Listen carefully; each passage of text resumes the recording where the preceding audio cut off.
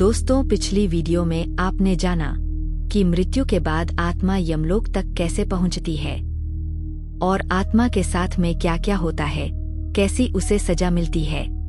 लेकिन आज हम उस सत्य के बारे में जानेंगे जिसे सुनकर आत्मा भी कांप उठती है।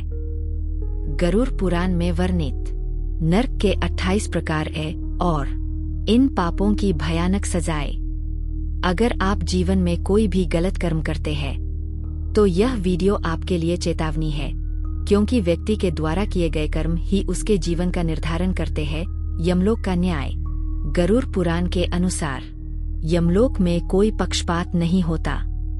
न वहाँ धन काम आता है, न पद, न पहचान। यहाँ केवल कर्म बोले जाते हैं। चित्रगुप्त हर मनुष्य के छोटे से छोटे कर्म का लेखा रखते हैं, विचार, वाणी और व्यवहार तक का, और उसी हिसाब से आत्मा को नरक भेजा जाता है, क्योंकि जो जैसा कर्म करता है उसे उसी प्रकार के फल की भी प्राप्ति होती है। नरक कोई काल्पनिक स्थान नहीं, यह एक ऐसी अवस्था है जहां आत्मा अपने ही पापों की आग में जलती है।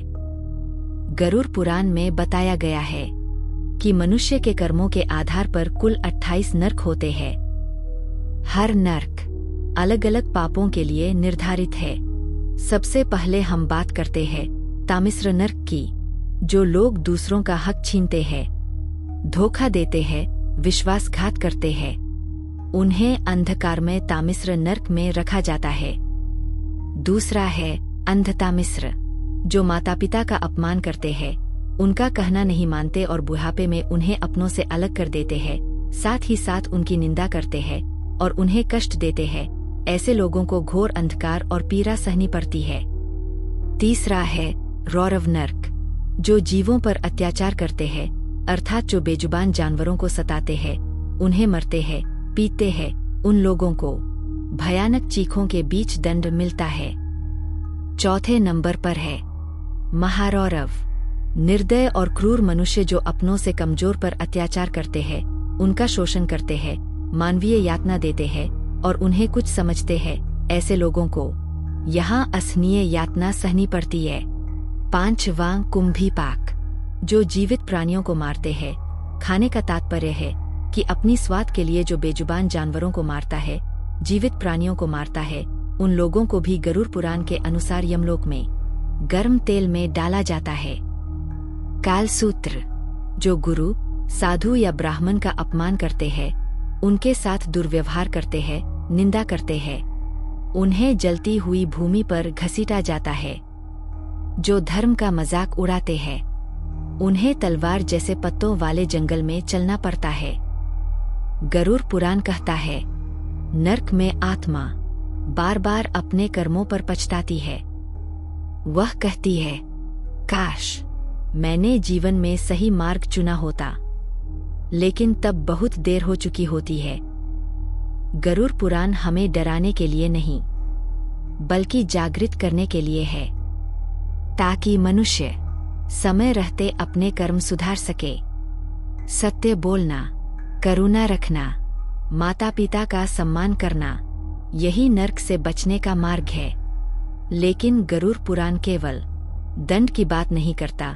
जो लोग अच्छे कर्म करते हैं, उन्हें गरुड़ पुराण के अनुसार अच्छे फल की प्राप्ति होती है और उनको स्वर्ग लोक भेजा जाता है, जहां आत्मा को शांति, सुख और सम्मान मिलता है। अगर आप अच्छे कर्म करते हैं तो यह वीडियो गरुड़ पुराण के अनुसार स्वर्ग लोक कोई कल्पना नहीं, यह एक दिव्य लोक है जहां पुण्य आत्माएं निवास करती है।